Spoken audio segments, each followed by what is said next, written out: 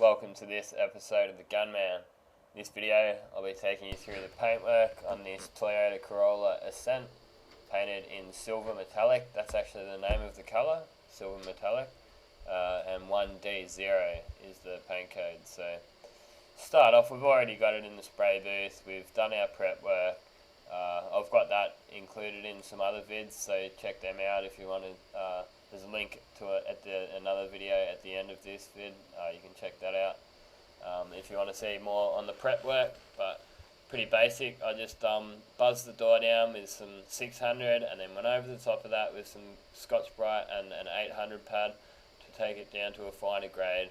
Then took it in, masked that square out, and now we're wiping it down with these de-wipeouts, the DeVilbiss wipe down cloth with a wax and grease removing solvent, and then we're using another one to wipe off with. So this fender is a brand new fender. I've sanded it down with 320 or 400. I think I used 400.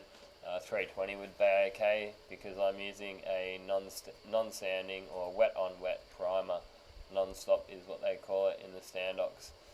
So I've decided to grab my air blower, and while this non-stop is drying, I can then start on the bumper bar because it takes a couple of minutes in between coats. So that's just to stop yourself from having to wait too long in between coats. Keep yourself busy. That's basically the kind of thing I do. So this video, as I was saying, is basically unedited. I obviously did edit it, but it's basically from start to finish. You get to see exactly what I've done. I've sped it up for this part, but we've cut out one or two little drying time spots. There was one spot in between clear coat that I cut out. So down the bottom now, I ended up having to put some stone guard down there. They've got some texture coating down the bottom there, which stops the stones from hitting. So I did that prior to getting the car in the booth. I usually like to do that, so it gives it half hour to dry out. So you rub your fender down first, and then put that stone guard on, and then get it in the booth. So now we've got that, that's drying. So now we've got something else to do in wiping our bumper bar down with Prepsol or wax and grease remover. It turns out that there was a couple of little spots where I'd cut through. You can see on this bar there. So I decided I may as well just put one light coat of that non-stop on.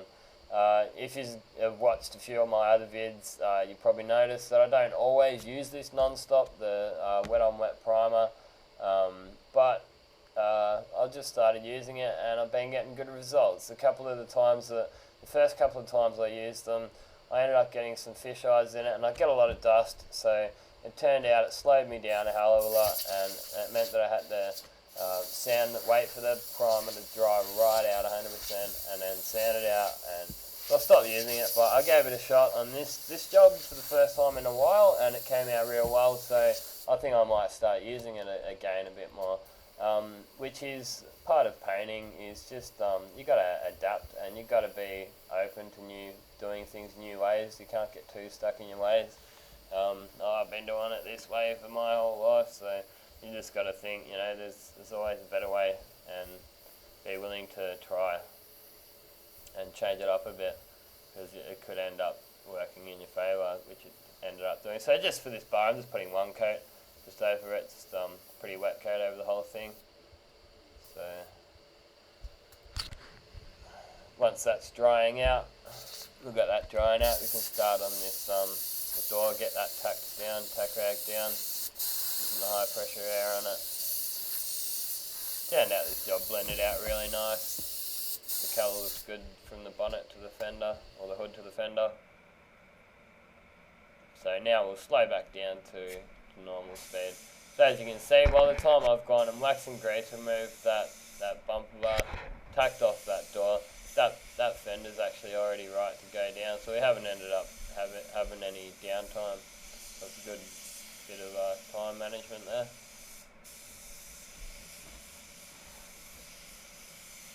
And we're just going on with our first coat of Basecoat. So DeVilbiss GTI Pro is the gun I'm using, and I'm using HVLP Air Cap, which is what I like to use for my Basecoat. It gets it on nice and wet, and pretty much basic settings for the base coat is just have the fluid wound right out, have the fan right open, and pressure set to about 1.5 bar. It'll probably be about 20 to 25 psi, about 25 psi. And you just want a medium wet coat on your first coat of metallic.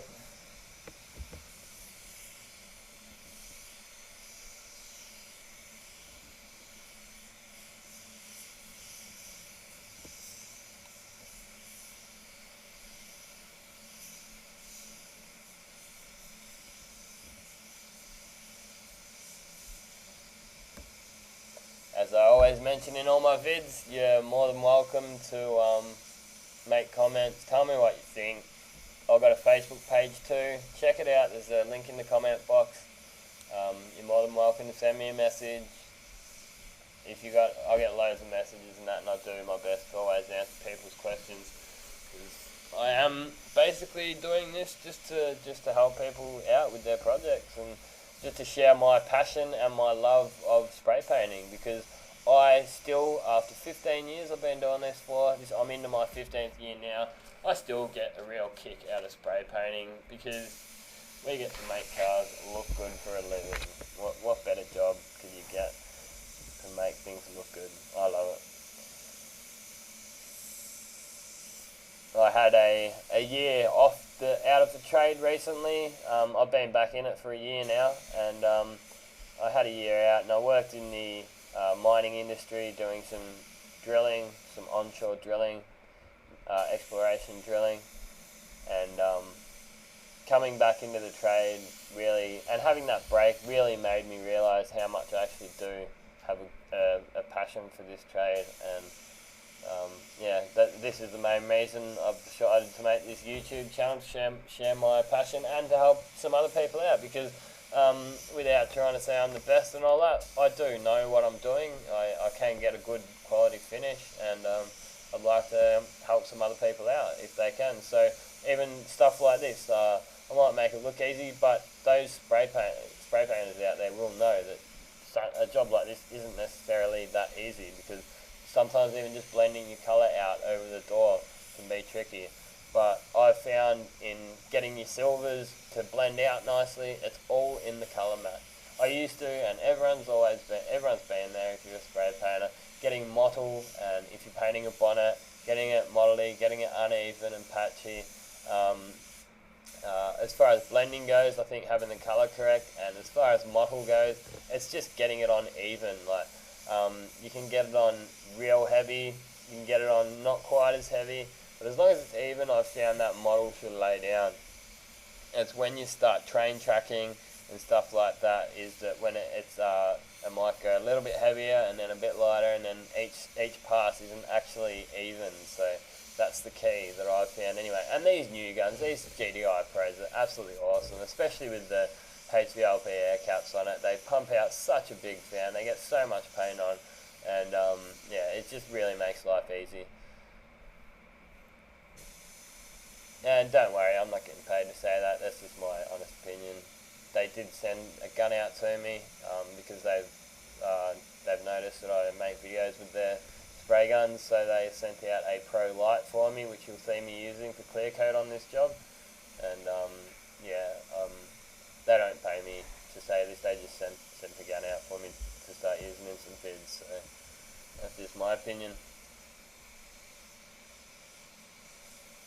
This is coming up to our last coat now, and I'll take you through how we do this blend too on this coat.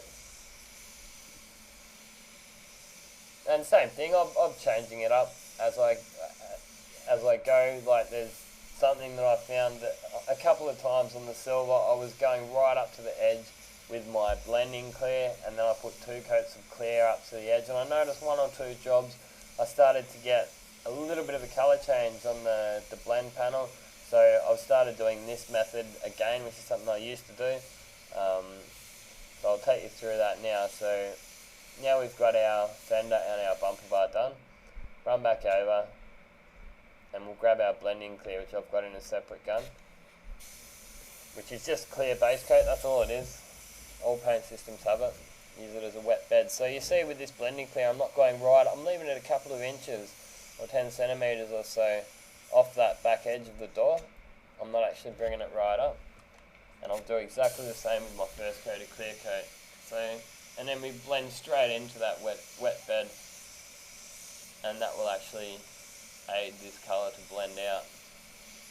And check what I've done. You can see on the masking, you can see that my colour goes from full colour at the front of the door to no colour at the back, and everywhere in between. It blends out nicely. So what I'm doing here is I'm just drying it down with a bit of air, just to make sure, because sometimes they can look like they've got a bit of model when it's wet, but then when it dries down it looks real nice. So most of the time that's the case, but just double checking.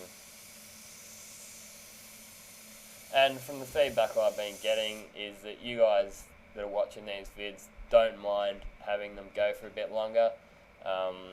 This goes for 17 minutes, this video, and you guys are happy to see little stuff like, even in between drying times, in between coats of base coat and stuff like that. So I've been leaving it in. So yeah, I mean, it does get a little bit hard for me to think of new things to say constantly. So sorry if I do repeat myself now and then, but at the end of the day, spray painting is a system, and you must follow the system to get the results. So now we're on to our clear coat. As you can see, I took everything into the spray booth with me. For my clear coat, all my guns in, and I haven't even left this spray booth in between. Once I've started painting, I treat this like my little quarantine area. I yelled at the apprentice because he left his air duster gun inside of the spray booth so I was out there cleaning my guns out, and he's running in. I said, "Hey, what the hell are you doing? Get out, mate! You're creating dust, you know." And yeah, I'm quite fastidious about my paint jobs, and as was mentioned before, I do take a lot of pride. So I don't like any dust landing in my paintwork, and I don't like any imperfections. So here we go. So it's the GTI Pro Lite I was telling you about before, which I'm lucky enough to have been given by the DeVilbiss company in Australia. I'm using the TE20 Air Cap, and I'm setting the pressure to about 25 psi. I'm using Crystal Clear Pro Standox. I've got the fluid wound to about 3 turns out, and I've maxed out the fan, so it's the fan's fully open. Coming from the GTI Pro, which I was using on the base coat, the T2 Air Cap is one of the ones that you can use to clear. It's totally different to the Pro Lite, totally different setup, totally different fan on it. But you can get very similar results. The final result, you can get very great results with both of them. But they're totally different in it's mainly the air pressures. They operate differently under different air pressures. I've found the Pro Lite with the TE20 will operate better under a slightly lower pressure, whereas the T2 will go better with a bit more pressure. So the T2, I usually set it to about 2 bar pressure, whereas this is about 1.5 bar on 25 psi. You don't want to go much above that, or you don't want to go a great deal below it either, because basically what happens if you go too low is you'll actually end up using more paint. I know you would think, oh, the higher you go, you'll use more paint. Yeah, you'll use more paint going high, but you'll also use more paint going lower as well.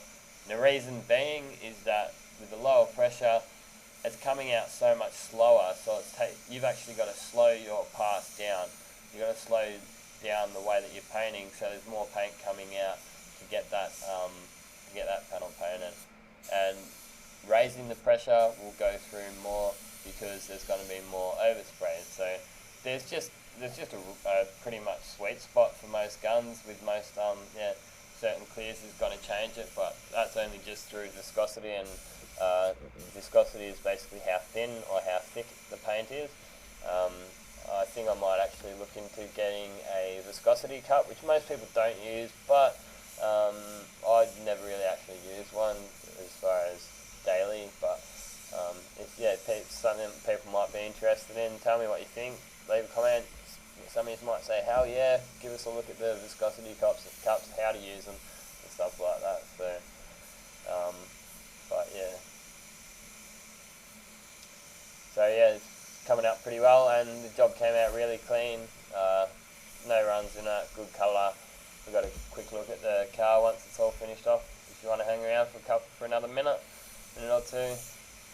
A couple of my popular uploads at the end too. We've got the cherry red Jeep. That one got loads of likes. And we've also got just basics of spray painting. I know if you guys, some of you guys are watching this and you're not professionals, you're not even in the trade, you don't know much about it. Yeah, you've probably learned a hell of a lot just by watching this vid, but I've got a vid there and it just takes you back through all the materials you're going to need, take how to do a job with a spray gun, take through how to do a job with an aerosol can if you want to just fix a couple of scratches in your own car at home. So check that one out.